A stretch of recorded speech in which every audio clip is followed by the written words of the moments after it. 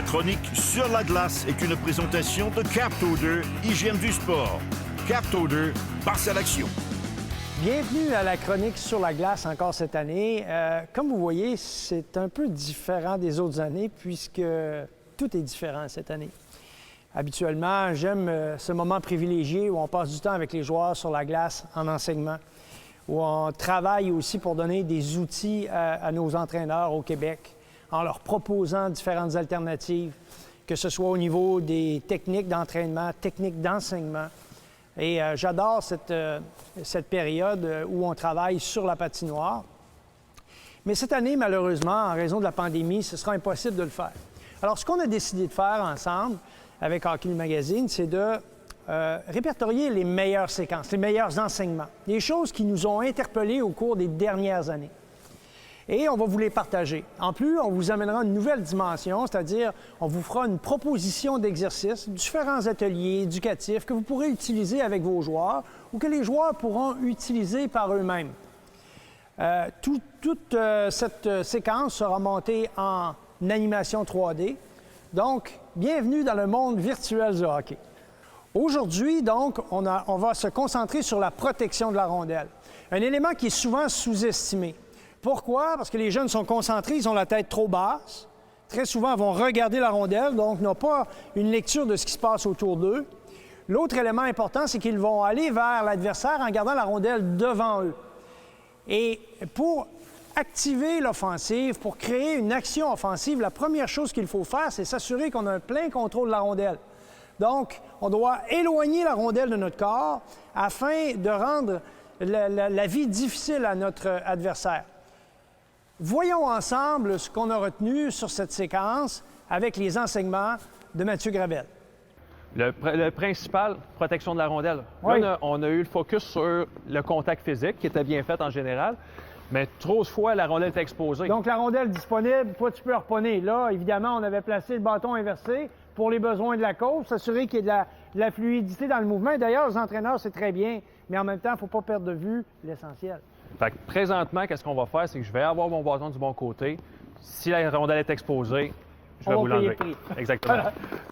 Évidemment, il y a une première portion de l'enseignement qui se fait de façon individuelle, comme on vient de le voir. Mais il y a aussi la phase un petit peu plus en collectif, où on va simplement remettre l'accent sur l'élément de protection de rondelle. Donc, la première séquence en 3D qu'on vous suggère, c'est une séquence de récupération de rondelles avec du mouvement circulaire. Mouvement circulaire qui crée un petit peu de confusion dans la défensive adverse. Donc, les trois attaquants vont se lancer en attaque, vont faire un mouvement circulaire qui va permettre justement de créer cette confusion. Mais ne perdez jamais de vue que votre priorité sur le plan individuel, durant cette séquence, c'est d'inciter vos joueurs à toujours protéger la rondelle. Donc, éloigner la rondelle de leur corps avant d'amorcer l'action offensive, donc avant la passe ou avant de converger vers le filet.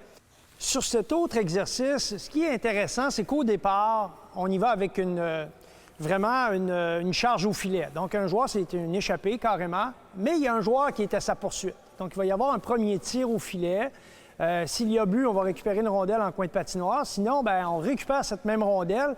En même temps, là, on travaille sur un autre élément qui est essentiel, c'est de poursuivre sa rondelle. Après un tir, le joueur a tendance souvent à s'arrêter à l'entraînement. Nous, ce qu'on veut voir, c'est on veut voir le joueur poursuivre sa rondelle. Donc, sur cette séquence, il devra évidemment poursuivre sa rondelle, la récupérer, la protéger, puisque c'est l'objectif initial de cet exercice. Ensuite, encore une fois, mouvement offensif, un mouvement circulaire avec les joueurs impliqués dans cette séquence. Tir au filet et on revient. Donc, il y a moins de monde impliqué. C'est une séquence qui, collectivement, est moins sollicitante. Mais par contre, sur le plan individuel, la protection de rondelle commence dès l'échappée. Imagine-toi qu'il y a un défenseur ici. Si tu places la rondelle en avant de toi, lors du virage, c'est quoi qu'il va faire, le défenseur? Il va te l'enlever. Fait que tu veux te mettre entre le défenseur et la rondelle en plaçant la rondelle dans une position pour tomber en protection de rondelle. Dans un match, tu peux soit lancer, effectuer une passe ou tout simplement faire un jeu. Tu t'en viens à l'autre pilon, même chose. Denis, merci pour le gant. Ouais. Place la rondelle à 90. Pour être capable, ton coude doit être actif et ta main d'en haut. Fait que engage le coude et ta main d'en haut. Et même chose au troisième. Donc, en résumé, la protection de rondelles, c'est essentiel. C'est même vital pour le succès offensif d'une équipe. Individuellement, vos joueurs doivent être capables de maintenir la possession de la rondelle, de maîtriser, oui, le contrôle de celle-ci, mais avant tout de l'éloigner de l'adversaire, pour être capable de prendre une lecture de jeu, éviter également les bâtons très actifs. De plus en plus dans le hockey, on incite nos joueurs à aller de palette à palette, de soutirer la rondelle à l'adversaire en soulevant son bâton et même en coupant les lignes de passe. Donc, il doit avoir la tête haute, éloigner la rondelle du corps et placer le corps comme obstacle entre l'adversaire et cette rondelle. Ce sont les points essentiels à retenir. Et si vous voulez avoir de l'offensive et de l'efficacité offensive, surtout, vos joueurs doivent être excellents en contrôle de rondelles et en protection de celle-ci.